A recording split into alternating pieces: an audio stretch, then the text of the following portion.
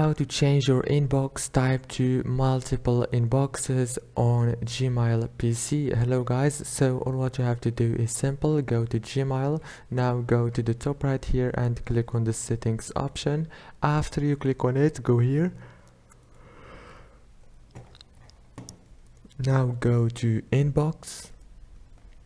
Now you will find inbox type, click on default and choose multiple inboxes.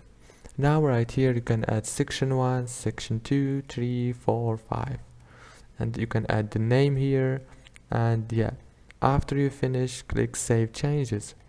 Very easy and fast. If this video was helpful, please don't forget to like and subscribe, and thank you so much for watching this video until the end. See you later. Thank you so much.